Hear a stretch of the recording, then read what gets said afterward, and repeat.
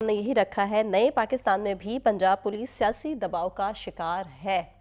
کوئی دوسری رائے تو نہیں شعیب صاحب؟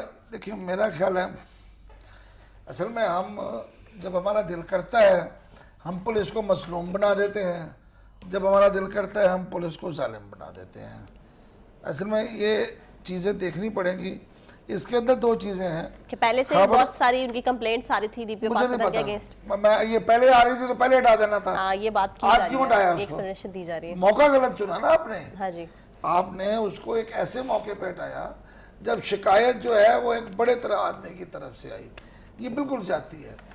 اگر شکایت تھی تو پہلے ہٹا دیتے ہیں. جہاں تک یہ مسئلہ ہے خیبر فرید مانے کا، وہ اس علاقے کو چھوٹے موٹے آدمی نہیں ہیں. ہاں جی، وہ بڑے آدمی ہیں، اس علاقے کے بادشاہ ہیں جی. وہ اس علاقے میں یہ جو جاگیردار ہوتا ہے یا زمیندار ہوتا ہے یہ علاقے کے غریب عوام کا جان و مال کا بالکل مالک ہوتا ہے، چاہے جان لے لے چاہے مال لے لے.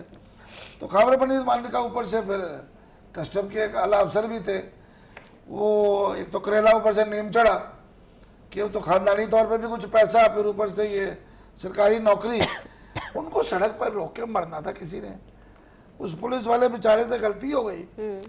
دیکھیں اس کو ڈی پی او پاک پتہ نے نہیں روکا، ڈی پی او سے تو معافی مانگنے کو کہا گیا ہے. ہاں جی، ڈی پی او نے تو اس پولیس اہلکار کی جگہ پہ معافی مانگنے سے انکار کیا ہے جس نے روکا تھا.